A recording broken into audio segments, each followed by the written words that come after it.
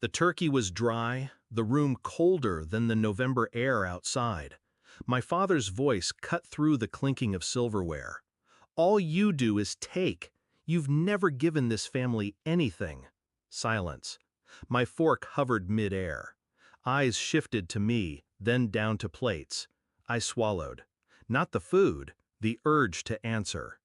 Instead, I folded my napkin, set it neatly beside my plate, and stood. No one stopped me as I walked out the door. It's funny, I used to believe family was unconditional, that no matter what happened, blood would keep us tethered. That belief died the day I learned the truth. They never saw me as family. They saw me as a resource. When I was 19, I got my first job in finance. By 24, I was earning more than my father ever had. I didn't flaunt it, I just quietly picked up the bills.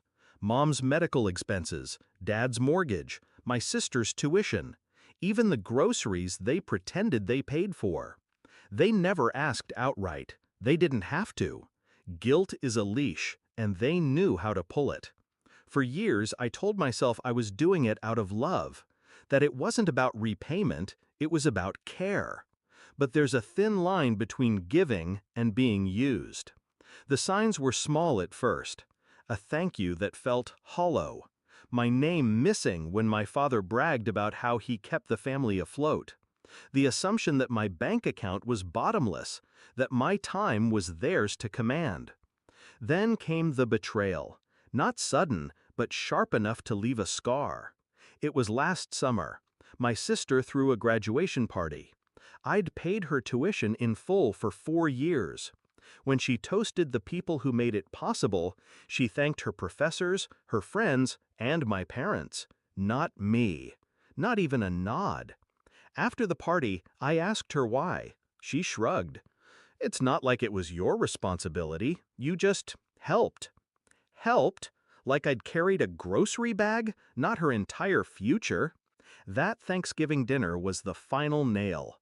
My father's voice didn't just accuse, it erased me. All I'd done was invisible, reduced to nothing. I didn't argue, I didn't defend myself. That would have given them the satisfaction of thinking they'd hit a nerve.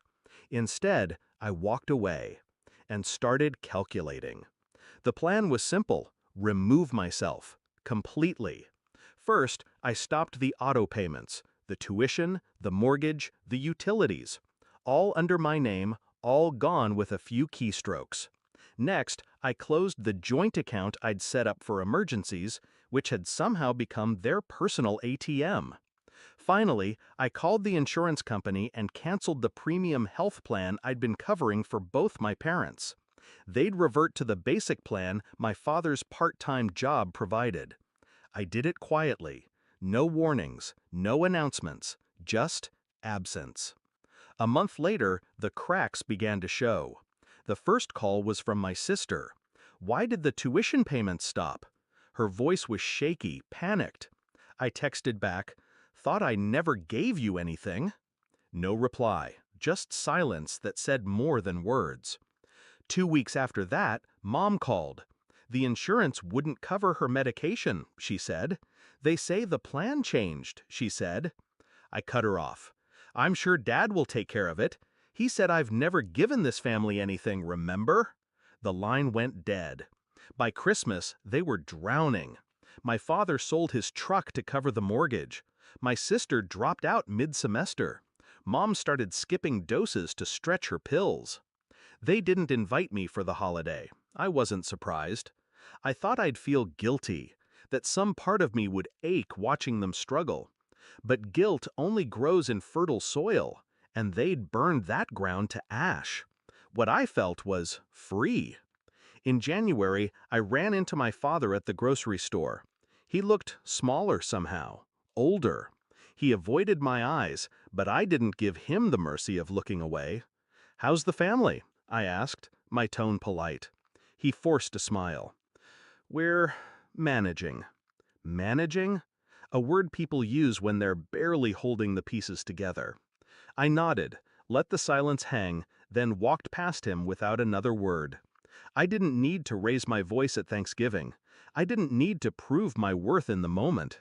I just needed them to live without me, to understand what my presence had been by feeling my absence like a missing limb. Revenge isn't always loud. Sometimes it's the quiet withdrawal of the thing they thought they were entitled to forever. And sometimes that silence is the loudest thing they'll ever hear. They thought I'd never given them anything. Now they know exactly how much I did, and exactly what it feels like when it's gone.